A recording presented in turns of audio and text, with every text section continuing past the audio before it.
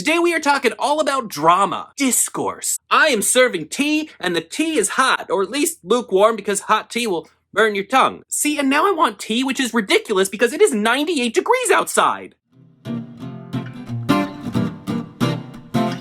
Hello and welcome back to my channel. My name is Jason, or as much of the internet knows me as Easy Cat. Today's video is unlike any video I think I've ever done before. If you have been in the bookish community for more than 6 months, you will start to notice that certain discussions come up over and over and over again. And all of these discussions are honestly so annoying. If you've followed me for a while, you will know that I almost never get involved in this online bookish discourse because, well, for a few reasons. One is, I think a lot of the times the people who are making these hot takes are mostly doing it for a reaction, and I don't want to give it to them. Secondly, it kind of feels futile, right? Because how many times can you explain the same thing over and over and over again? Because just because you educate one person, there's still 10 people behind them that want to make the same stupid take and act like they're the first person who has ever thought it. And I don't have the time, okay? I don't have the time, I don't have the energy, I am tired. So with all that being said, I thought it would be fun to do a video giving you my take on these common bookish discourse items that seem to come up repeatedly. So I asked all of you, what are some of your favorite / least favorite cyclical bookish community discourses? And today we're gonna go through them, and I'm gonna give you my opinions, and you feel free to share your opinions in the comments, but be respectful and be nice to each other, because this is a friendly channel. I just wanted to lay the groundwork that this is a friendly channel, because I feel like I'm gonna yell a lot in this video, because just putting together the list of these things made my eyes roll back into my head several times. Quick housekeeping before we get started. If you're new here, I would love to see you back again sometime. Make sure to like and subscribe. I have a subscriber community on Bindery where I post exclusive content, and we are also publishing books together. We have House of Frank by Kay Sinclair coming out October 15th,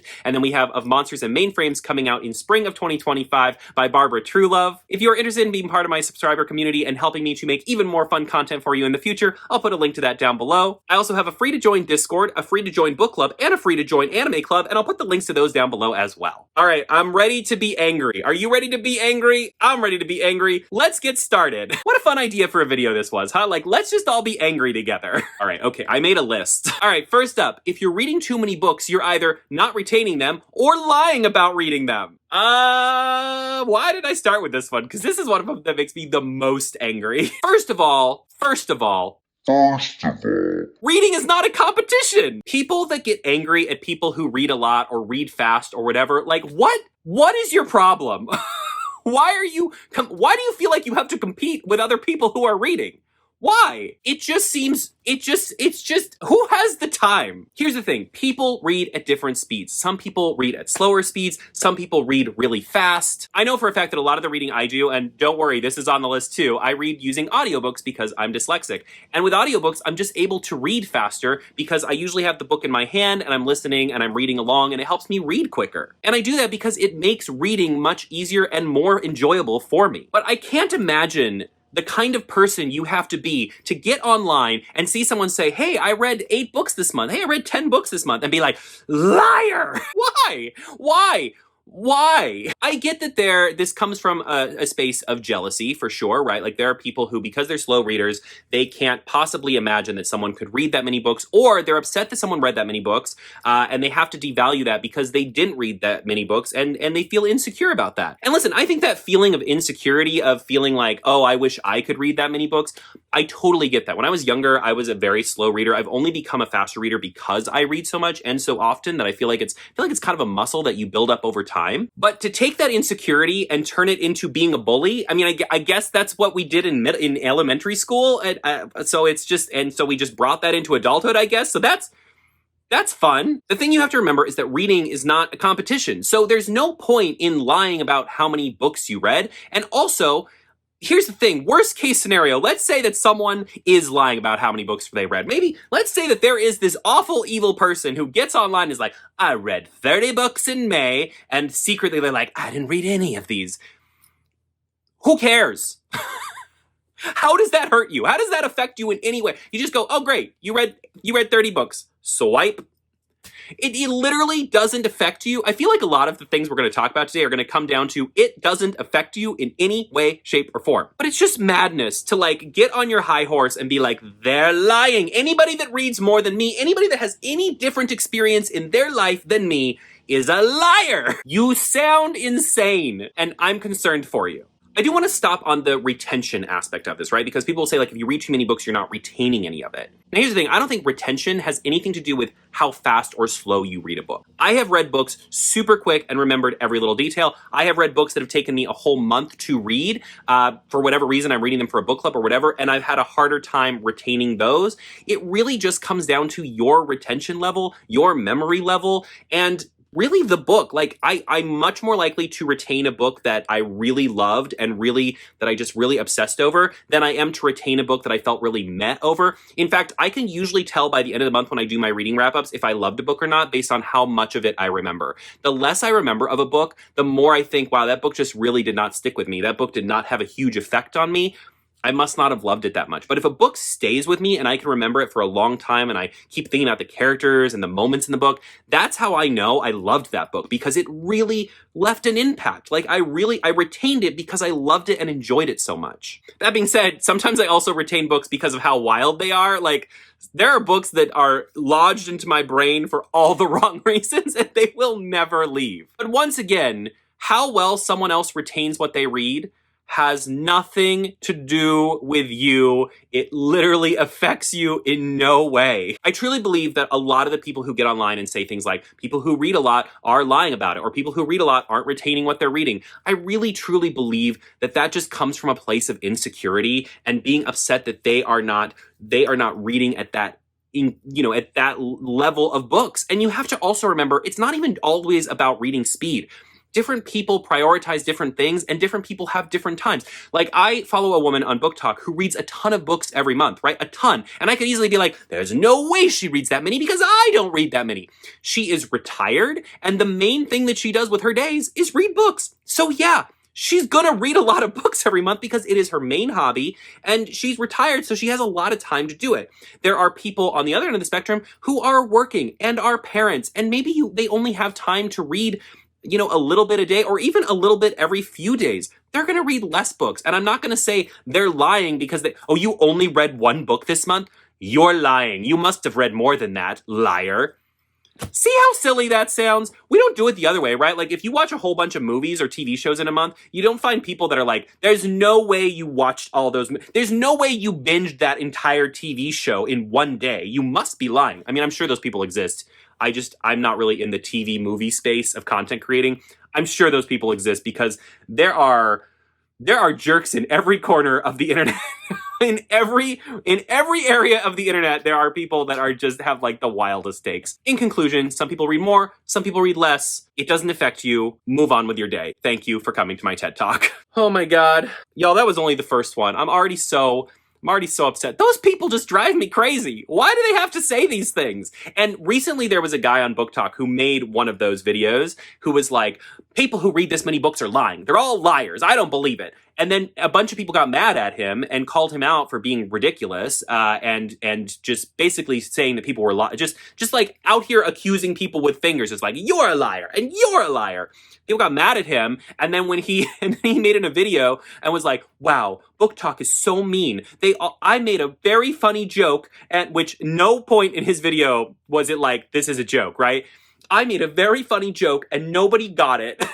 And now they're all being mean to me. I think that's the worst part. That's the part I hate the most about the people who make you're lying about reading too much or you're not retaining what you're reading, is that as soon as they get called out for how silly and ridiculous their take is, they always fall back on, well, I was just being silly and funny, and you aren't funny and silly enough to understand my silly funniness.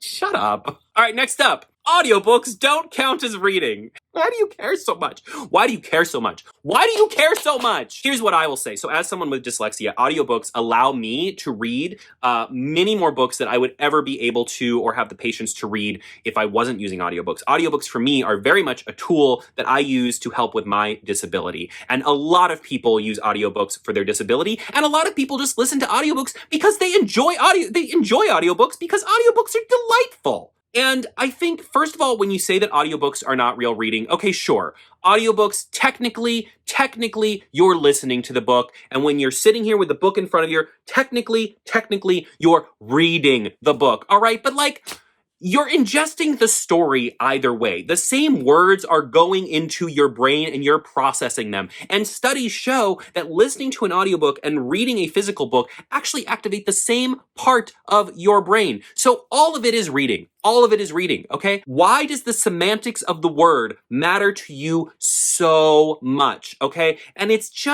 so like nitpicky. It's the well actually people, right? When you go, oh, I'm gonna go do this thing. Well, actually, like, shut up, Linda. Okay, let's relax. Let's calm down. I feel like I'm yelling a lot. The main reason that people get upset about the audiobooks is not real reading piece is exactly what I talked about just a moment ago, is that audiobooks for many people are an aid that we use to help with disabilities and to help us with those learning disabilities, right? If you put it onto something else, right? Like if you were to say like, oh, well, hearing aids, you're not really hearing. Like, see how I sound like an asshole when I say that? That's kind of what you're doing when you're saying audiobooks aren't real reading, because they really, for a lot of people, are an aid to help with learning disabilities. And when you discount that, you basically are just saying like, oh, well, because you have that disability, you're not actually doing this thing that I'm doing. Like, do you really need to feel that level of betterness than other people? Like, is that the hill that you're gonna climb and die on? Like, look at me. I used my eyes to read this smut, while you merely used your simpleton ears. If you are enjoying a story that was written by an author, you are reading. Okay? In any form, whether it's audiobooks, whether it's physically reading the books in front of you.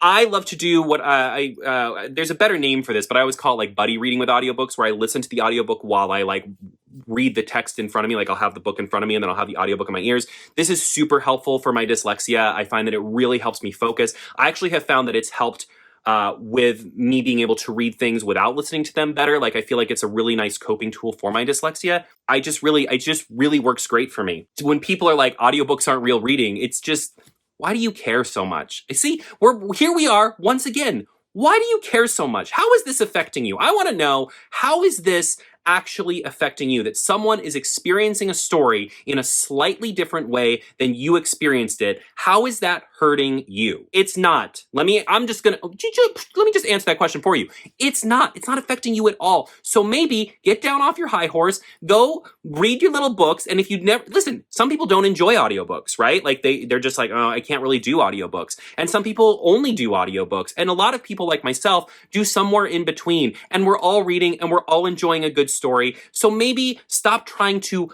exclude people just because you don't read a certain way or you don't have that learning disability, so it's not something that you have to worry about. Stop excluding people and just let people enjoy good stories. Darn it. Okay. God, I'm regretting doing this because all of these takes make me so angry.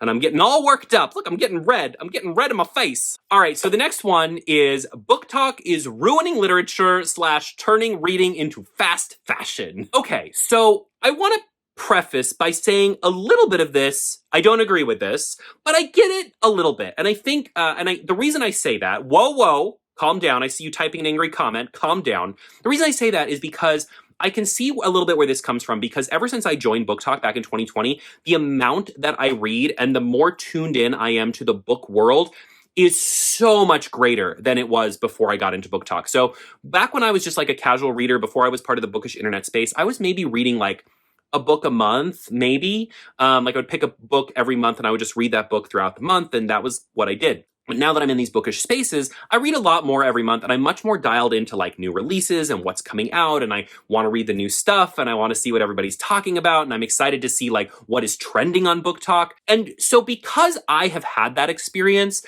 I kind of get where people from the outside might look in and be like, wow, all they want to do is pick up the newest, latest, greatest, hottest book and read it and talk about it and not really like consume it or whatever, right? And so I get that part a little bit. And I also get like there are certain publishers that are absolutely like rushing books out as fast as humanly possible, doing bare minimum edits, doing bare minimum even on like the product design. Like I remember last year when Iron Flame came out, there were a whole bunch of people who got copies that had like misprints or upside down pages or all kinds of stuff, right? So we are kind of seeing that fast fashion-esque style of publishing from some publishers where they're just like, doesn't matter what the final product is, people are going to buy it, we just got to get it out as fast as possible, right? We are seeing that a little bit take place in publishing at the current moment. But this idea that more people reading for fun and reading stuff that they genuinely enjoy is ruining literature is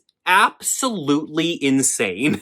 I can't imagine being the kind of person that writes these articles. It's always a very specific kind of person, if you know what I mean, who sees young people because BookTok, BookTok and Bookstagram, but definitely BookTok has really infused this excitement about reading that has kind of been unprecedented, right? Like we've talked about how BookTok essentially saved Barnes & Noble from going out of business during COVID, right? And so for someone writing one of these articles to see a bunch of young people getting excited about reading and reading books that make them happy and they enjoy, and then talking about them online and being like, that's it. That's the end of literature. Like, what a jerk, right? That's wild to me because I think it's so amazing when anyone decides to pick up a book. I just think it's like books and reading are such a gift. Like they are so truly lovely, wonderful experiences. They allow you to empathize with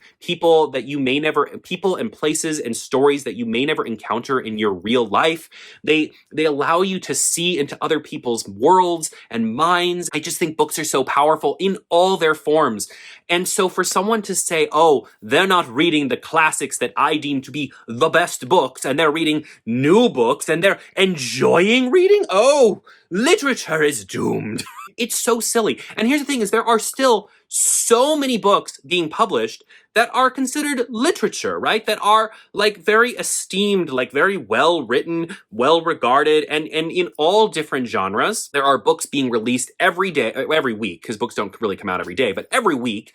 I guess with indie books do kind of come out every day. So let's just say every day that are what you would consider like literature. And then there's also just like really fast, silly, fun books that are just fun to read and have a good time with. Art is so subjective and people's enjoyment of it is so subjective. It's crazy to look at that and to see more people falling in love with something and picking up a hobby because, by the way, reading is a hobby that people do for fun, and obviously people read to learn and educate themselves as well, but reading is also a hobby. It's kind of the same as like, there are artists in the world who create these masterful paintings or masterful artworks, and it's like saying that more people picking up paint and paintbrushes and painting more is ruining art. How dare the common person enjoy something? Who do they think they are? They think they deserve enjoyment? It's so unnecessary. I think if anything, more people reading, more people getting excited about books, especially more younger people getting excited about books,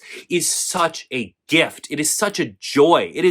To me, it is the opposite of destroying literature. I think we are seeing a renaissance of literature. We are seeing more books and we're seeing more diverse stories being published at a faster rate than we've ever seen in previous years. Do we still have a lot of work to go on that front? Absolutely. But we are going in the right direction. And I just think it's so, so beautiful. I talk to people in my daily life that never picked up a book before. Like they were after high school, they were like, or college, they were like, I'm done. I'm not reading again. I don't find enjoyment in reading. And then they discover a book because of BookTok, and suddenly they're reading again and they're enjoying reading and they're making time in their day to read. And I think that's so stunningly beautiful. The idea that is destroying literature, that more people falling in love with the act of reading and engaging with stories is destroying literature, is such a dumb take. It's such a bad take. And I think you just have to be an absolute jerk, like an absolute self-hating human, you have to be the actually person. You have to be the person that sees joy in others and has to look for a way to destroy it. And truthfully, the most miserable person in that whole situation is not the people who are being told, well, your enjoyment of reading for fun is ruining literature. It's the person writing that article. Like, they are the most miserable in the room, and I feel a little bad for them. All right, the next one is one that just comes up constantly. I'm just going to label this one book reviews.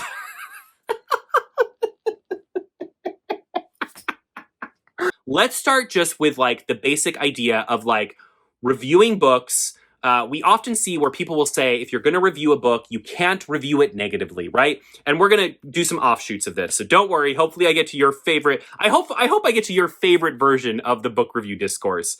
Let me know how I do. So first of all, we have authors who will say, and even readers who will say, well, if you review a book under 3 stars, you should never review books under 3 stars. 3 or higher. Books are a work of love. People put a lot of time and effort into them. And how dare you rate anything under 3 stars? You monster. And you probably already know what I'm going to say, but book reviews are for readers. They are. They're not for the author. The author is getting their feedback from beta readers, from friends that they have read their book and ask for feedback, from their editor, from their publisher. Book reviews are for other readers to see how other readers thought that book was. So with this in mind, there shouldn't be any concern about how high or low of a rating something gets, right? So where I'm going to talk about mainly the 5-star rating system, because that's kind of the going system on most like rating review websites. Here's the thing is, if I am interested in a book, there is no rating that I can see of that book that will make me disinterested in it, right? Like if I'm interested in a book, there are often times where a 1-star review will make me even more interested in that book, just as more interested as I would be if I saw a really good 5-star review, because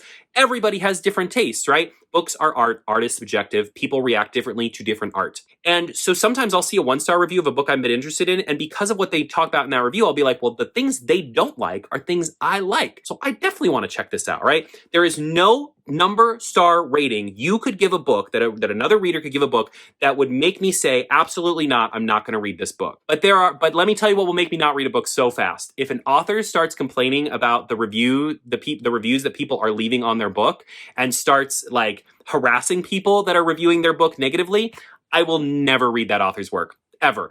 Nothing will make me bow out so fast to an author forever than them behaving badly with reviewers, okay? I have published books myself. I am working on publishing books through my imprint. I'm publishing House of Frank. And for like my book that I've written, I have plenty of 1-star reviews on Goodreads. Not that many. I don't want to make you leave here thinking I have all the 1-star reviews. My book is average rated 1 star. That's not what I'm saying. But I have 1-star reviews, okay? And in no way am I angry or mad at those people, right? They didn't like my book. That's fine. I think it's pretty freaking awesome that they took the time to read it, that they took the time to even check it out, that they took the time to leave a review. Most people who read books don't even review them. The grand majority of people who read books do not review them, do not leave like star ratings for them. It is actually a very, very small group of people who do that. So the fact that that person not only read my book, not only took the time to engage with my work, but also took the time to review it, even if they hated it, I think that's amazing. I think that's so respectful and so wonderful that they took the time out of their day to engage with a piece of art that I made. I think that's amazing. When authors get on to these websites and start like calling out reviewers who left negative reviews for their books, are you kidding me? That person read your book, they engaged with your work, they took the time to do that, and they left a review. How could you be mad at them? It's okay that they didn't like what you wrote. It's okay. Listen, I know you put your heart and soul into it and it's your baby and but it's okay. It's art and not everybody is going to like every piece of art, okay?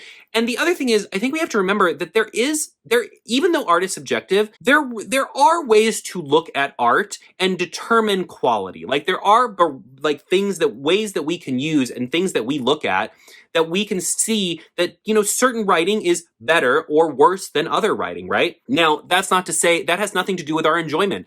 I have enjoyed books that I think were written terribly. I've given 5 stars to books that I think are really badly written, but man, I enjoyed them so much. That's a 5-star. I've also read books that I think are brilliantly written, but I didn't like them very much. And that's going to be like a 1, 2, or 3-star for me, right? Depending on the context. And that's just how it is. Star ratings are based on a personal level of how you felt about the book, for better or for worse. And we all have our own different rating systems. There's never going to be this is the rating system we must all abide by. And if you don't, you will be kicked into the river. Like that's never going to exist. So as it stands, it has to come from a gut feeling. It has to come from people's enjoyment. It has to come from how good they thought the book was, how bad that they thought the book was, how much they liked it, how much they hated it. All of that is part of it. And I know this sounds really awful and mean, but if you are the type of person who can't handle the fact that someone might hate what you wrote, then you should really consider whether or not you should be publishing your work. Because if you can't handle someone hating what you put out into the world, you might not want to put it out into the world, because putting your work out into the world means inevitably there will be people who love it and there will be people who absolutely hate it. And that's just the way it has to be. So if you're going to publish, I really think you need to sit with that question. If somebody trashes my work and says that they absolutely hate it, it's the worst thing that they've ever read, am I going to be okay with that? And if you can honestly say, yeah, I'll be okay with that because everybody has different tastes and it's okay that somebody doesn't like what I made, then great, publish it. But if you're like, oh no, if somebody hated my work, I would simply fall apart. You might not want to publish that book, right? Because that is going to happen. And how you react to that situation could make or break your career as an author, because people talk. And the second you do something like that, the second you yell at reviewers for taking the time to read and review your book, that sticks with you for life. There's no escaping it. That you will never live it down. There will still be people who read your books, I'm sure, and will come to your corner and defend you. But there will also be lots of people that will come to look and be like, maybe I'll check this author out. Oh, they yelled at a reviewer? No thanks. I'm one of them. If an author has negatively engaged with reviewers, it's almost impossible that I will read their work, because what's the point? I don't want to read someone's work who can't handle criticism, or who I have to like their work, or they will just absolutely lose it. I have no interest in engaging with that work. But if somebody has a bunch of work and they have a bunch of people who love the book, a bunch of people who hate the book, everyone in between, and they're just like, cool, people read it and reviewed it, awesome, I'm much more likely to engage with that than someone who's negatively interacting with their readers. Nope. Done. On to the next. Now, there are two other aspects of the review discourse that I want to talk about. So the first is DNFing. So this came up a lot when I asked for suggestions for this, was people who were saying you can't review a book you did not finish. And I hate to tell you this, but yeah, you kind of can. My caveat to this is I have seen people review books on Goodreads and Storygraph that they just flat out haven't read. And I do not agree with that. I think if you're going to review something, you need to have at least engaged with it in some way. But I can tell you there are books that I've read 25% of, 30% of, and maybe even less. And I can tell you why I did not like. If you've engaged enough with a story to have a firm reason to love or hate it, I would say you've engaged with it enough. Like if you've engaged with a book long enough to know, I hate this for this reason, then I think I think that's enough to be able to review a book. I know that might kind of be a hot take. I kind of think of it like food, right? If I go to a restaurant and they sit my plate in front of me and I take a bite, if that food is really, really bad, I will know in the first bite that it's really, really bad, okay? I don't need to finish the whole plate to be like, you know what? That was really bad. That one taste, if it's really terrible, I can tell you right from that first bite that it's really terrible. And I kind of think books are the same way. I think something pretty drastic has to happen early on for me to first of all, I'm not a big DNFer, but if I do DNF, it has something drastic has to have happened to convince me to DNF a book. There needs to be flat out this author is racist, this author is homophobic, I'm done, I'm out, right? And I think if you have read enough of a book to have that strong of a reaction that you feel like you can give a star rating because you have had that reaction in that amount of time, I think it's valid. And the thing is, I think getting to a point with a book where you feel like you just aren't going to finish it because you don't like it, I think that is worthy of reviewing. I think that's worthy of telling other people about. Because like I said, I might see that review and somebody say, well, I didn't finish it because I don't really like stories about found family. I'm just throwing something out there. And I might see that and be like, oh, I love stories about found family. I'm going to check this book out, right?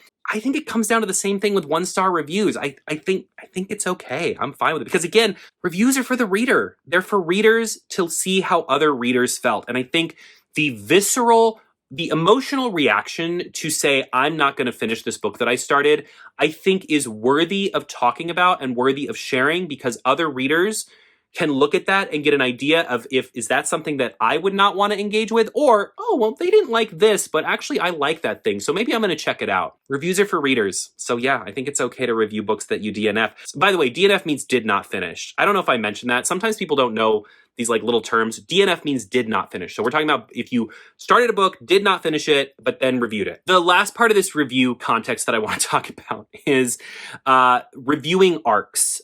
So this comes back to negatively reviewing or highly reviewing or giving 1 stars or whatever to arcs. I really think this comes down to the context in which you are receiving the arc.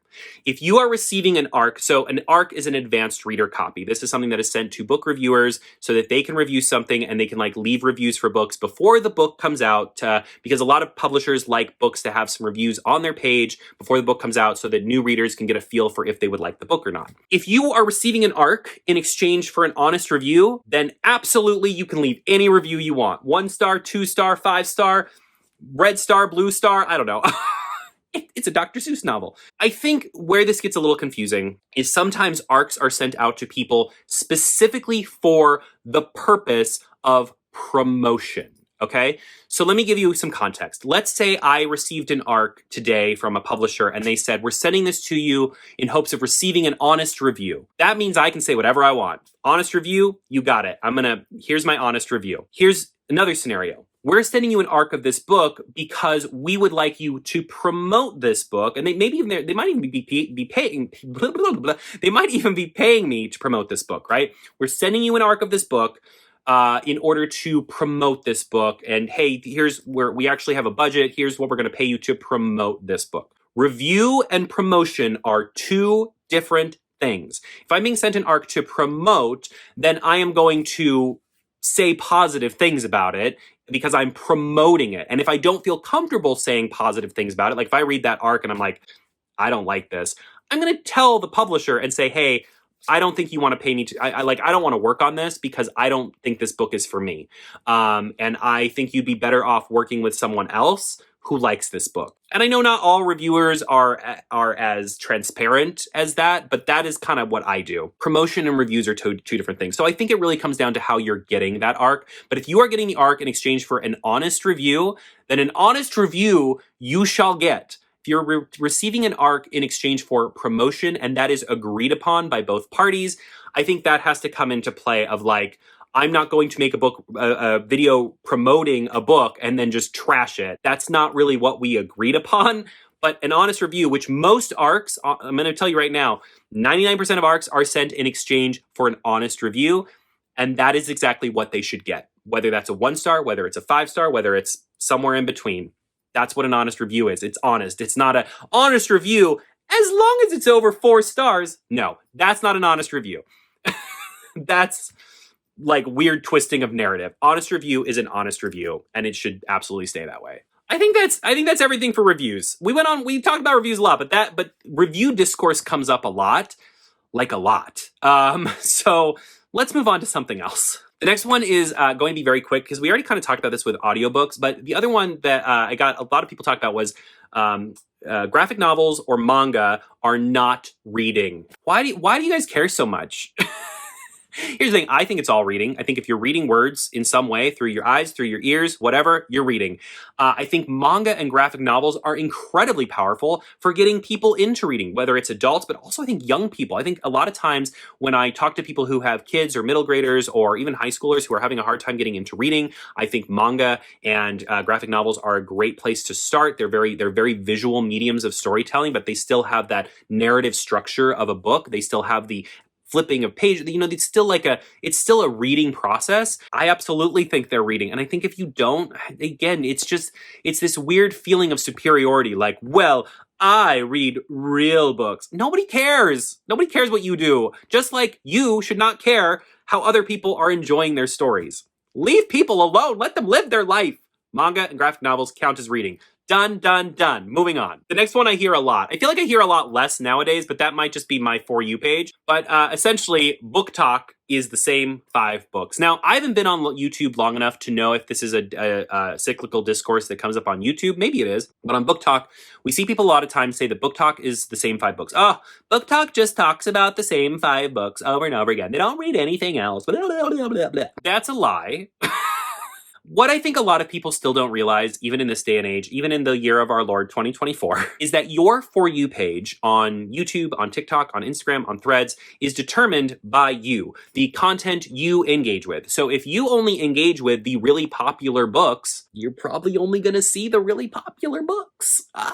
The really popular books, the Sarah J. Maas's and the Cassandra Clare's and the Rebecca Yarros and blah, blah, blah, blah, blah, blah. I almost never see them on my For You page. Almost never. And that's because because I don't engage with that content because I don't enjoy it. I enjoy diverse recommendations from a whole bunch of different authors and creators, and I engage with their content. When I see someone sharing a book I've never heard of that sounds really cool, I comment, I like, I favorite it. I want to remember that. I want to be able to look for that book in the bookstore. And the content you engage with is what the For You page gives you more of. Now, it's not instant. You kind of have to train it a little bit. It has to get to know you. The For You page is not a mind reader, though sometimes it seems like it is. It has to get to know you a little bit. So being really mindful of what you engage with and the content and the book recommendations and the content creators that you're engaging with is really important. You know, if you're engaging with a really diverse group of authors and content creators, I guarantee you're going to get a really diverse range of stories and books recommended to you.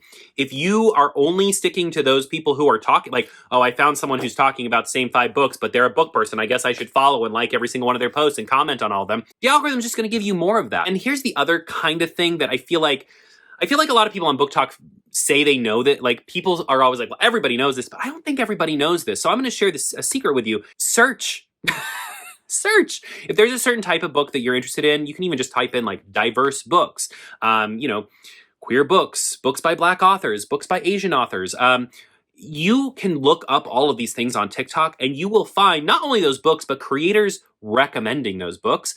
And when you follow and engage with those creators, you're going to see more and more and more and more. My For You page is so incredibly, beautifully diverse. And I get so many incredible recommendations from these incredible creators.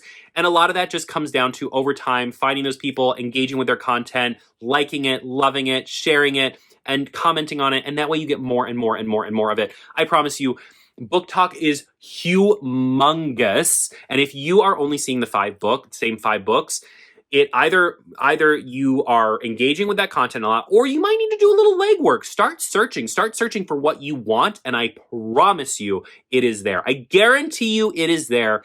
You will find all that stuff, and then you will start to get more and more of it on your For You page. But it does require a little more effort than just making a video and going, it's always the same 5 books. Like, I know this is wild, but you gotta do a little work. You gotta do a little legwork. You gotta do a little searching. Well, once you find that diverse side of BookTok, it is huge, it is expansive, and it is full of just like amazing creators with amazing recommendations. And they are absolutely never talking about the same 5 books, and it's amazing. All right, so we're getting down to the last 3 things, and I'm kind of excited to talk about all 3 of these because I think they're a little, so far a lot of the discourse we've talked about is like very like, obviously, like, well, of course audiobooks count as reading, right? But these last 3 are I think a little bit more nuanced, and so I'm really excited to talk about them with you. So the first one of these is the ethics of where you get your books. This conversation, I think, is much more nuanced than I think people realize it is, and it kind of comes down to another situation of, well, this is my experience, so everyone's experience must be exactly the same, which honestly, I feel like 99% of internet discourse is that. Like, I'm having this experience, everyone else must be having the exact same experience. And then being like shocked when that's not true, because it turns out people are very different. So this discussion comes up a lot because Amazon exists, and then there are traditional bookstores, there are indie bookstores, there are libraries, and then there's, just online and different things like that. I think it's very easy to say, oh, well, you should never buy a book from Amazon. You should only ever buy books from your indie bookstore, right? Like, don't support the big guys, support the indies. And I agree with that on a very base level. But the problem with this discussion is it's way more nuanced than that, okay? So the big reason people say this is that Amazon is taking a cut on every book that they, is losing a little bit on every book that they sell. They sell books at an incredibly reduced price, and they're able to do that because Amazon is humongous. So the idea is Amazon sort of gets you in the door with books, and then they sell you other stuff to kind of make up the difference. Amazon books are always cheaper than buying a book in a traditional bookstore. And Amazon is making all this money, and Amazon is not a great company. They don't treat their employees very well, and they do a lot of kind of shady things. And so obviously we don't want to support Amazon. Well, yeah, but also a lot of indie authors are now using Amazon and Kindle Unlimited and KDP in order to publish and get their books into readers' hands. And what's amazing about KDP is it gives indie authors a huge cut of the profits, and profits and royalties. And it allows authors to publish their books for free online so that people can read them. Whereas a lot of other publishing imprints online are like vanity publishers, vanity presses, where you end up having to pay them to publish your book.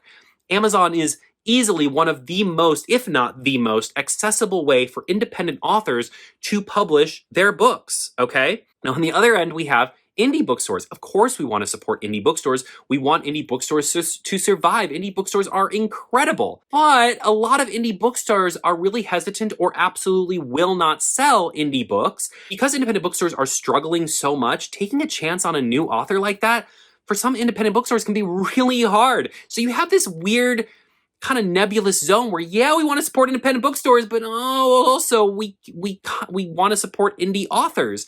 And indie authors, the best place to support them is on Amazon, right? And then you have this library aspect where people will just say, well, if you can't, because the other thing that comes into all of this is the price, right? Some people are only able to afford to buy books because they buy them on Amazon, which I know sucks because we want them to pay like the normal price and support the indie bookstore.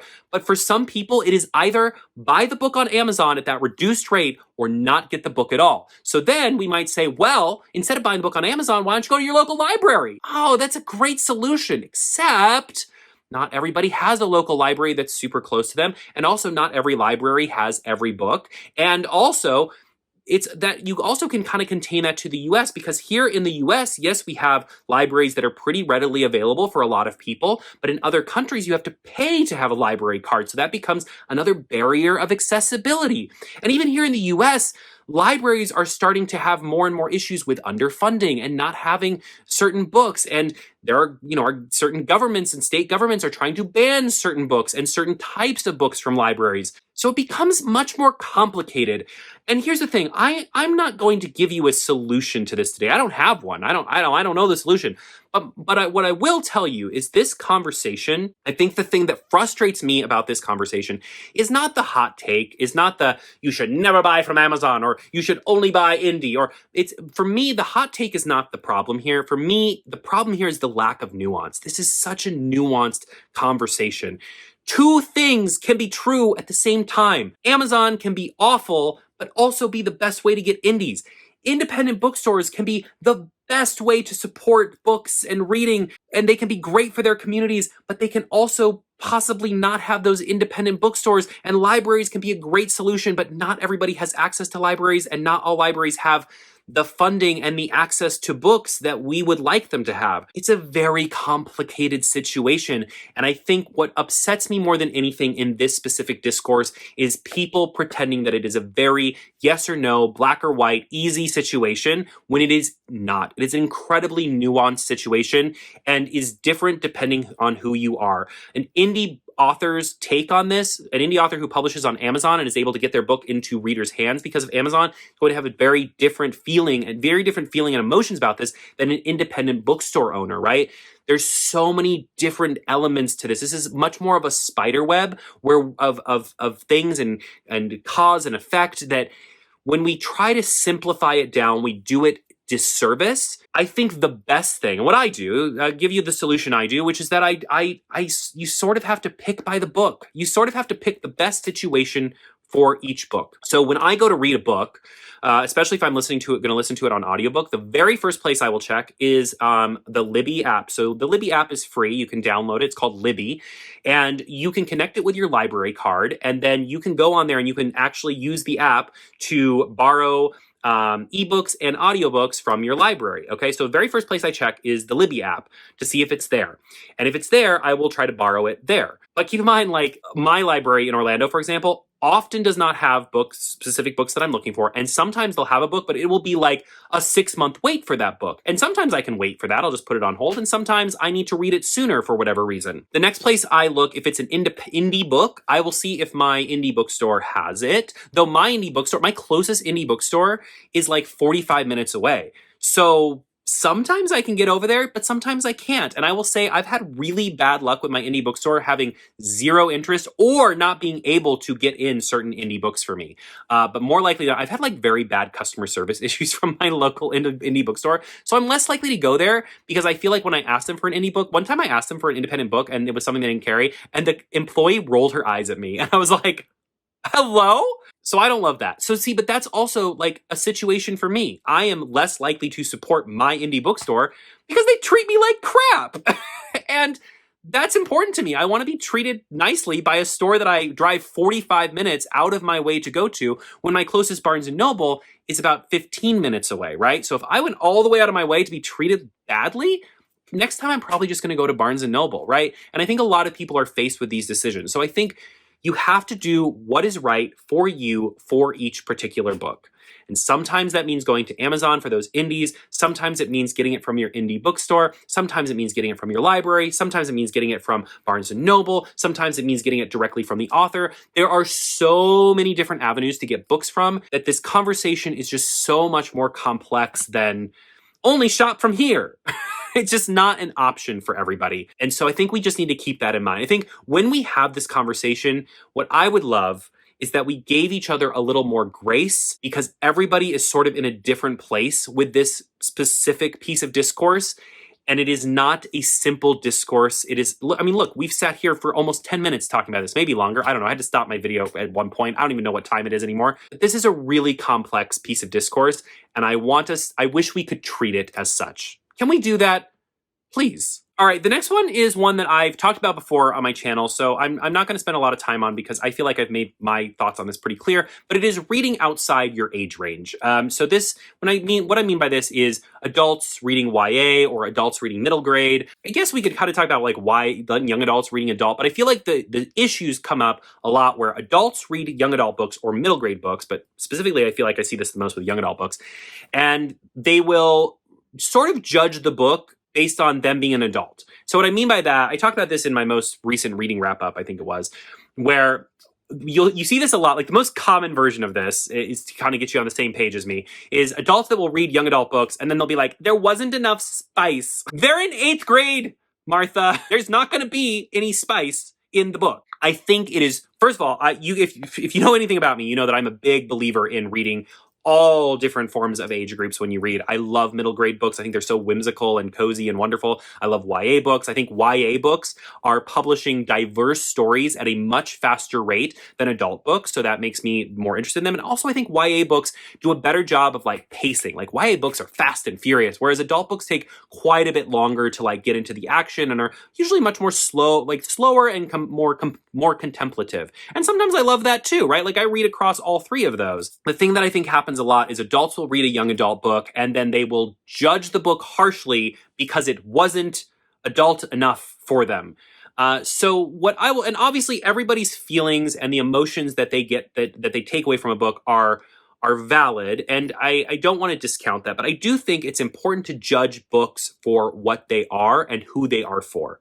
I think when I read a middle grade book, I frequently think about that, right? Like this is a book for middle graders. So when I create reviews and when I talk about middle grade books, that is in the back of my head. Like, yes, I can talk about how I responded to this book, but I think it's also important to acknowledge that even though maybe I didn't love it, it would still be great for a middle grader, right? There are some middle grade books I feel like are very universal that any age group can love and get a lot out of, but there are some middle grade books that are really just meant for middle graders. And you know what? That's great because they are for middle graders.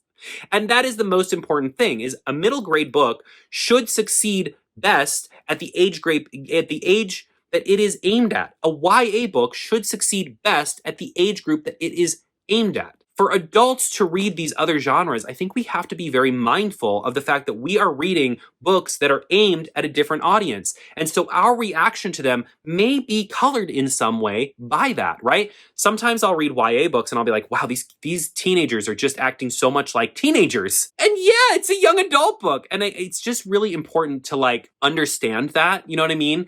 And come into book reviews and the way that we think about book reviews and the way that we think about how we interact with books outside of our age range, I think it's important to just really consider what we're saying and why we're saying it. No, that book is not going to have spice because you know what? It's written for minors. Hello? It's vital. It's vital that if we're going to read outside of our age range, that we are considerate of the age range that that book is written for. And I think that's so important. And I think it's beautiful when people read outside of their age range. I have read some books that were middle grade books that are so astoundingly good that I will shout them from the rooftops. I'll recommend them to everybody. But I also have to be mindful that it is that book was for middle graders. And that's important to the story of that book and how we talk about it and how we engage with it. All right.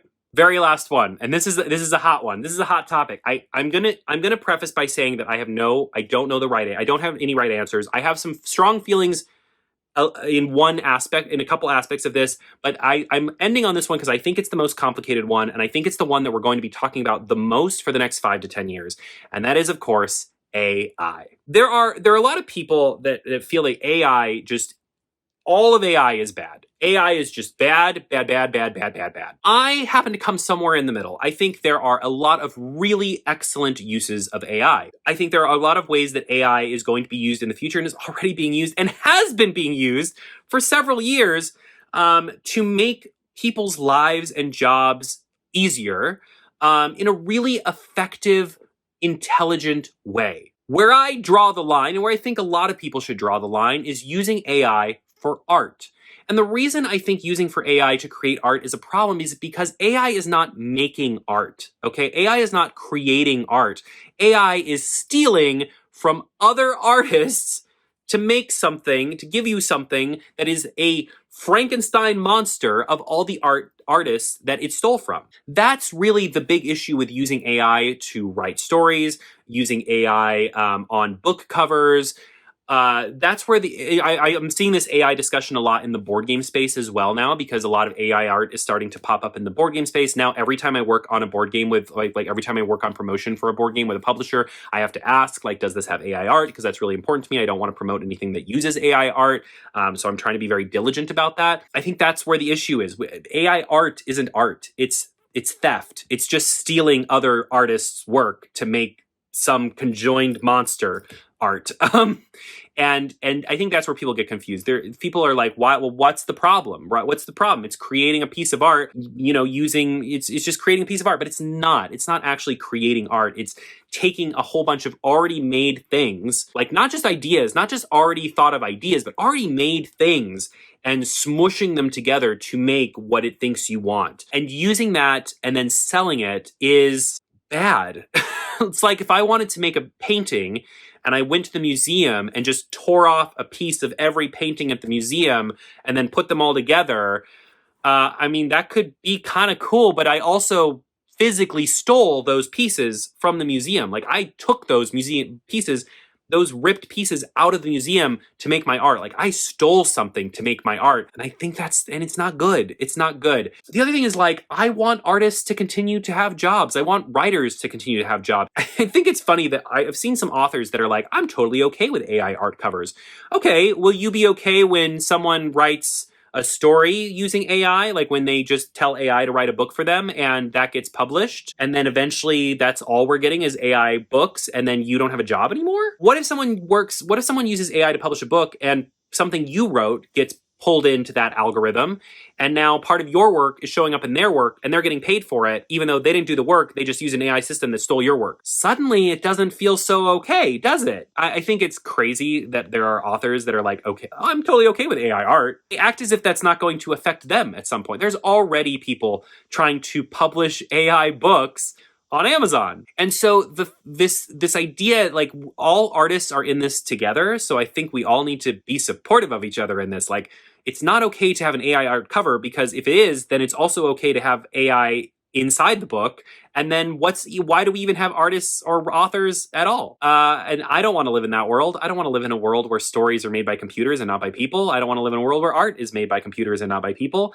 I want to live in a world where artists get to express themselves in words and in colors and in every other way that they find. And I do think there are ethical uses of AI. Absolutely, I do. And I think there are, most of them you don't even know. Like, you don't even realize a lot of the things that AI is being used for, because it's being used in really subtle, smart ways that just make people's lives easier. But art is not one of those ethical uses of AI. And that is my opinion on that. But I do think the discussion of AI is just getting started.